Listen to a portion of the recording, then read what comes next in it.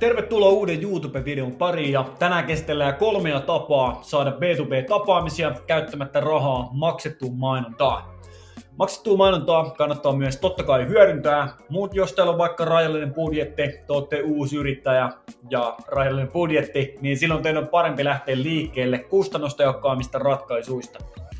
Mä oon käyttänyt jokaista näistä ja saanut näiden avulla tapaamisia sekä maksavia asiakkaita ja nämä tavat on seuraavat: kylmäsoitto, kylmäsähköposti ja orgaaninen sisältö. Ja mä oon tosiaan Purovirran Jani, me autetaan B2B-yrityksiä buukkaamisessa, eli jos sä tarvit 10-20 tapaamista joka kuukausi, niin varaa mun kanssa alta etätapaaminen. Kylmäsoitto. Aloitetaan mun mielestä tehokkaammasta tavasta saada uusia tapaamisia ja asiakkaita, eli tosiaan kylmäsoitoista. Ne on tehokkaita sen takia, että sä pääset suoraan keskustelemaan toivotun henkilön kanssa, eli sun ei tarvitse odottaa näkeekin sun sähköpostia, sun ei pidä toivoa, että mainos tavoittaa tämän henkilön, vaan sä voit päättää, että hei, mä haluan tämän firman toimarin kanssa keskustella, sä etit sen puhelinnumeron, niin sä voit soittaa sille. Ja tää on hyvä sen takia, että sä voit myös tämän puhelun yhteydessä kysyä samalla tarkentavia kysymyksiä, sä voit kvalifoida asiakasta ja laittaa tarjouksen perään tai sopii tapaamisen.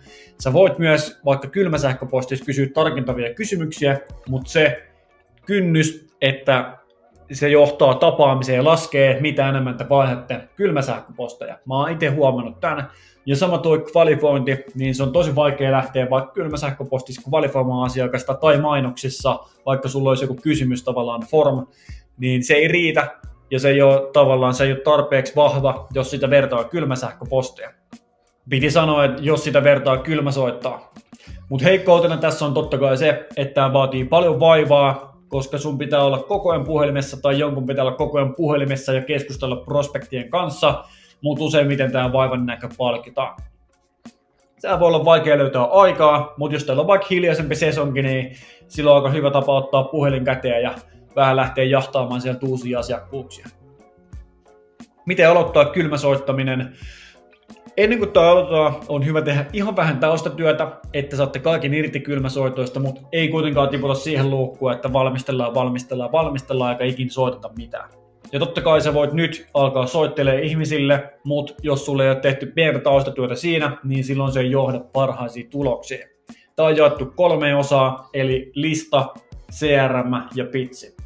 Käydään tuo lista läpi, niin moni tekee kylmäsoittoja siten, että ne etsii aina käsin Googlesta yrityksen, sitten ne etsii tämän yrityksen verkkosivut ja verkkosivuilta päättäjien yhteystiedot.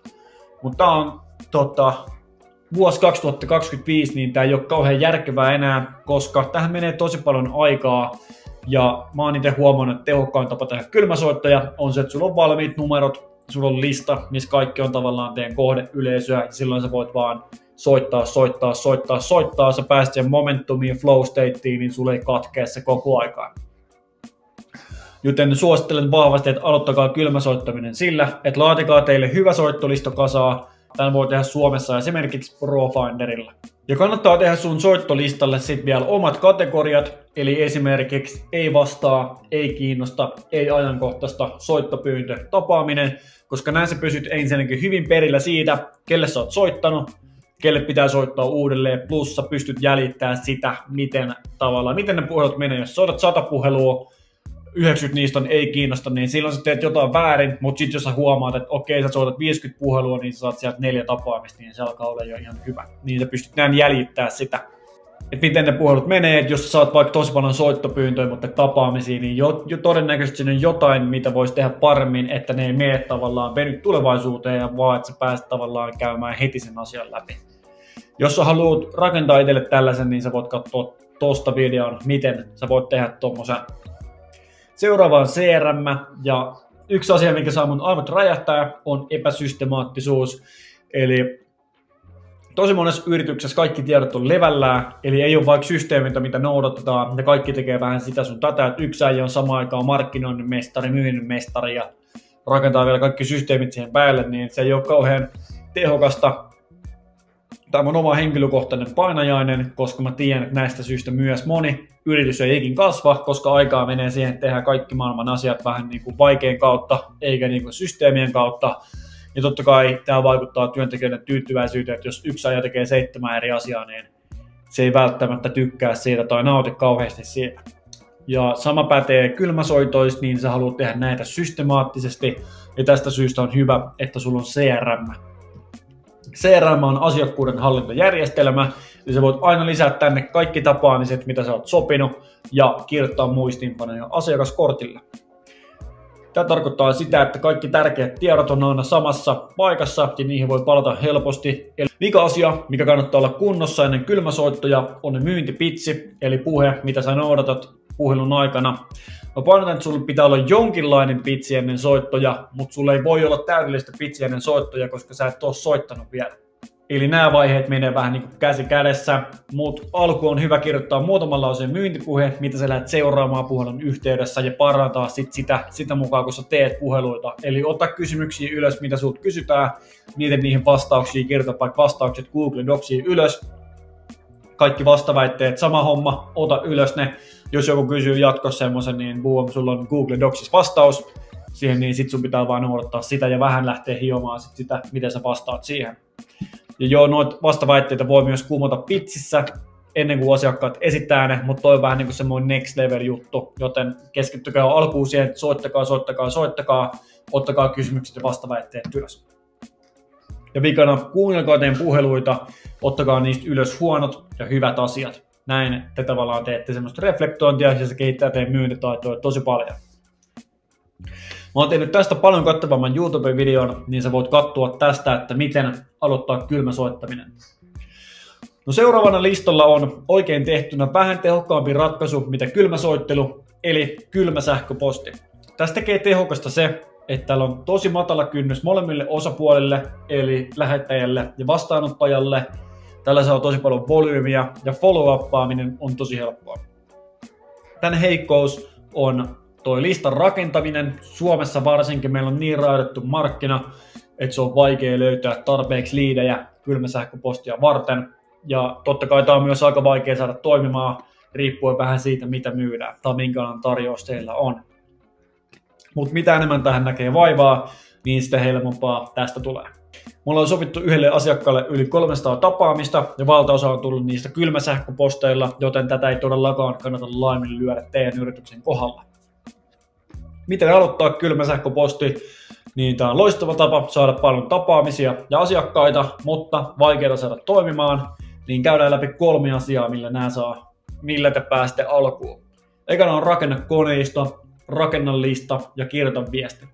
Ja kylmäsähköpostia varten on hyvä rakentaa koneisto, mikä estää teidän päädomaanin vahingoittumisen, estää viestien joutumisen roskapostikansioon ja mahdollistaa suuren volyymin.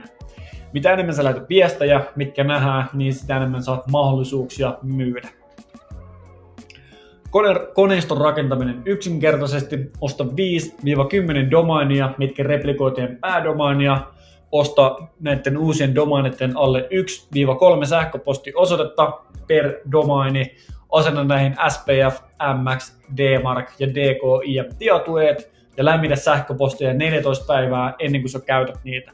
Näillä sä pääset hyvin alkuun. Ja seuraavana on listan rakentaminen. Mä oon maininnut aika usein, että kylmäsähköpostissa listan rakentaminen on taidetta. Eli jos sulla on huono lista, niin hyvä viesti ei toimi siellä, mutta jos sulla on hyvä lista, niin huonompikin viesti voi tuoda tuloksia. Otetaan esimerkki, että sä tarjoat lakipalveluita B2B-yrityksille.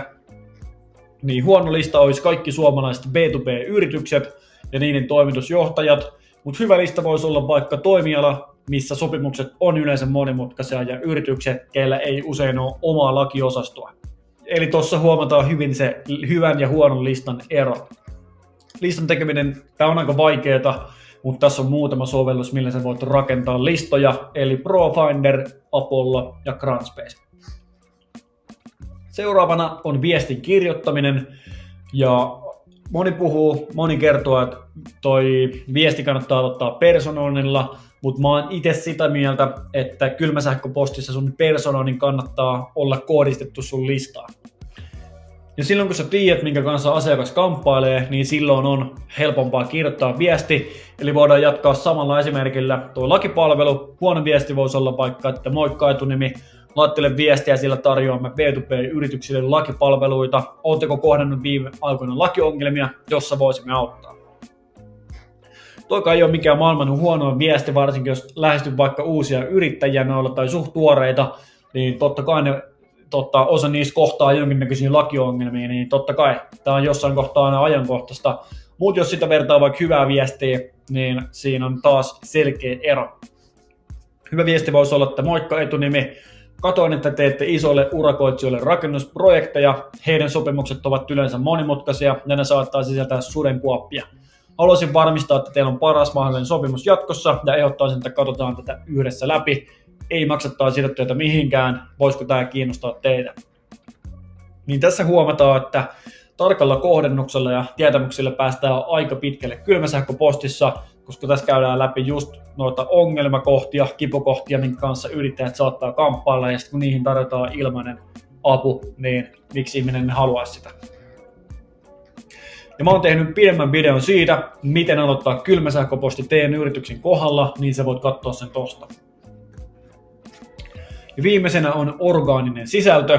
Sosiaalisen median vallankumouksen aikana yksi tehokas tapa saada lisää asiakkaita on orgaaninen sisältö, eli YouTube-videot, blogiartikkelit, lyhyt videot, kaikki tommoset. Mulla on tästä jonkin verran kokemusta, mutta mä en koe, että mä oon tarpeeksi hyvä, että mä voisin neuvoa tässä. Mä ajattelen, että tää kannattaa silti tuoda esille. Mä oon tehnyt paljon aikaisemmassa elämässä sisältöä, saanut sieltä paljon mahdollisuuksia. Jo tällä hetkellä mä teen tätä B2B-sisältöä ja tämän avulla mä oon kasvattanut paljon verkostoa, saanut inbound-liidejä, saanut inbound-tapaamisia, inbound-tarjouksia laitettua ja näin edespäin 9 viikon aikana, joten tää on aika tehokas lähestymistapa. Ainut vinkki, minkä mä antaisin tähän, on se, että alat tekee sisältöä vasta siinä kohtaa, kun sä oot oikeasti lahjakas tai ekspertti jossain asiassa. Eli sä et voi neuvoa miten tehdä, tai siis sä et voi neuvoa muita kylmäsähköpostissa, jos sä oot tehnyt sun elämän aikana yhden kylmäsähköpostikampanjan, vaan sulla pitää olla sitä kokemusta, että sä voit puhua asioista. Ja muutenkin sit kun sä oot ekspertti, niin sisällön tekeminen on helppoa, koska sun ei pidä miettiä ensinnäkään mistä sä kirjoitat, mistä sä puhut, tai miten tai millainen se tavallaan sisältö on, koska sä oot nähnyt ne asiat 100 kertaa, sä voit vaan puhua ne asiat niin kuin puhuisit jollekin asiakkaalle. Niin silloin tavallaan ei sun tarvitse edes kauheasti nähdä vaivaa sen, että sä teet sisältöä. Mullakin menee joku 10-15 minuuttia kirjoittaa YouTube-video, 10-15 minuuttia kuvata tää, niin ei tää ole semmoinen kauhea työmyyrä itselle. Yhteenvetona, niin tällä videolla käytiin läpi, miten sä voit buukata asiakastapaamisia käyttämättä euroakaan maksettua mainontaa. Tässä on vielä yhteenveto, eli kylmäsoitot, kylmäsähköposti ja orgaaninen sisältö. Kiitos jokaiselle, että katsoitte videon, ja tosiaan jos tarvitte enemmän asiakastapaamisia teidän B2B-yritykselle, niin varaa mun kanssa alta etätapaaminen ja jutella, jos mä otais teille oikea buukkauspartneri. Ja jokaiselle taas oikein hyvää viikkoa sinne, ja ei muuta kuin nähdään ensi maanantaina. Morjes!